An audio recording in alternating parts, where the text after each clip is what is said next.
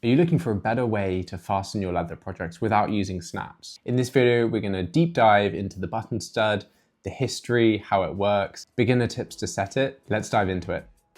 Now, there are 5 different things that I love about button studs. Number 1, they're easier to set than snaps. 2, they require less equipment, so it's great for getting started as a beginner. 3, they can last longer and be more durable than snaps. 4, you can use button studs in many more applications than snaps. They're much more flexible. And 5, personally, I think they just look a lot better and detract less from the leather. We're going to go into these 5 in much more detail throughout the video. Now, when I started researching about button stud, I was so surprised that there are many different names for the button stud all around the world. We have the Sam Browne stud, the mushroom stud, the button stud, the collar stud, the harness stud, and the pass-through stud as well. Now in North America, the standard is calling it a button stud or maybe a collar stud. In the UK, it's a harness stud. And then in Australia, I think they call them pass-through studs.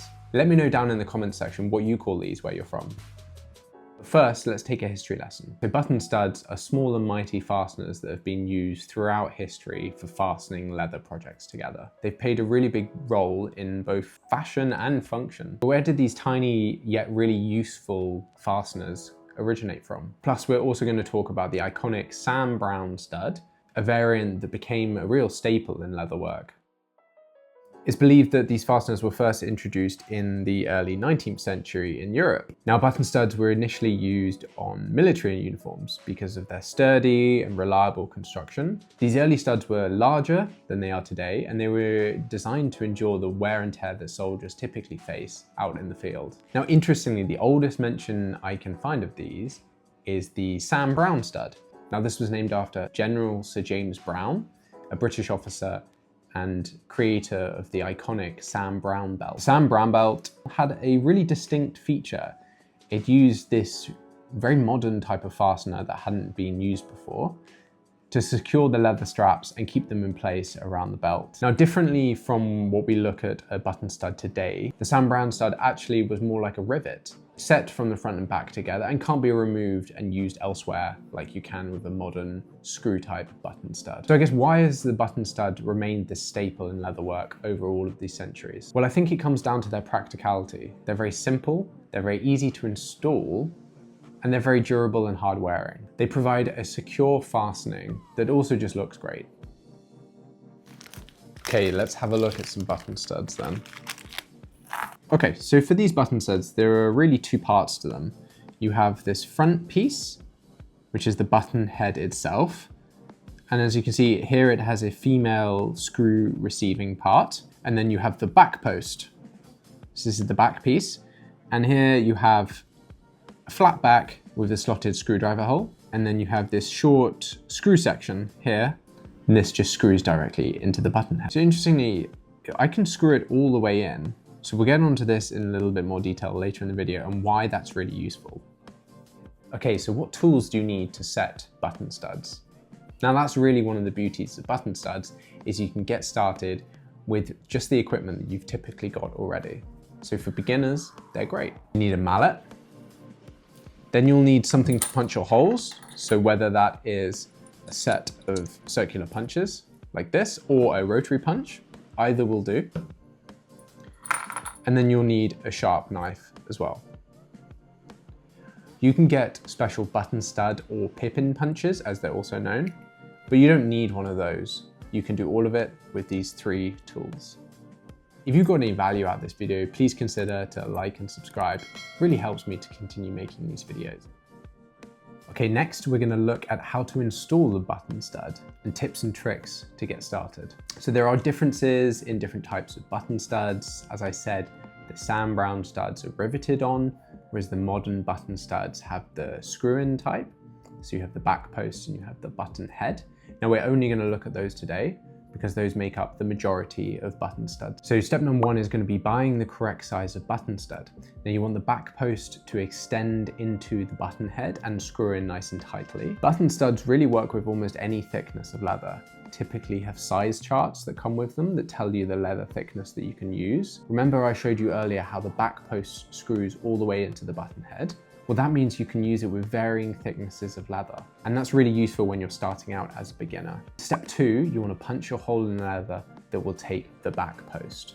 So as with any leather fastener, you want this hole to be as small as possible.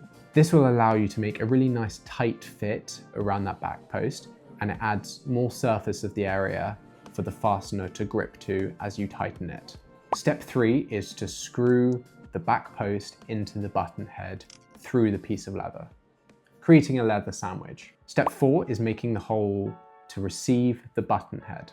Now here the sizing is really key. This can be a little bit difficult, so let's dive into this in more detail. So I've got 6mm button studs, and what that means is the diameter of the button head is 6mm. So for this, I want to go for a hole that is 4.5 to 5mm in diameter. This will mean a really tight fit. It'll only just go through, but it'll be nice and secure as the leather ages. So again, you can just punch your hole here with your rotary punch or your set of circular punches. If you're doing it with a set of circular punches, then you want to use a punching block or a thick piece of leather, and you can just mark up the hole where you want it with an awl and then punch through it. Right, so step 5 is to make the slit that will go adjacent to the hole to receive the button head. Now, this is where you could use the button stud or the pip-in punch if you wanted to, if you had one, but we're going to do it today with a knife, just to show you how easily it is to do. Now, you don't want to cut into the leather, because if you slip or go too far, you could damage your leather piece. Start with the tip of your knife at the furthest point of the slit that you're going to cut, and then you can work back towards the hole. This means if you slip, you still have that hole which you've already cut out, and you won't damage the leather just in front of it. So that's it, you've set your button stud. As you'll see, it'll be quite tight. It'll be definitely a tight fit as you start, but over time, this will soften, this will loosen, but it will keep your leather piece nice and secure. Okay, so just a little bit of a comparison to snaps and why I like these much better. So snaps are great. They provide a nice snap closure, but over time they can wear out from extended use. All of that opening on a day-to-day basis can mean that the snap eventually will not be a nice tight fit, and the two pieces won't snap together as they once did. Button studs really are just much simpler because there's less that can go wrong with them. And personally, I think they just look better. Let me know down in the comments section what you think of button studs. So you can use button studs wherever you like to fasten two pieces of leather together. Now I've used a button stud here on my sunglasses case. Check out the link in the description to see how I made a sunglasses case from scratch by taking apart an old item and creating my own pattern. And the button stud just really nicely provides that secure closure. It's elegant and it just works really well.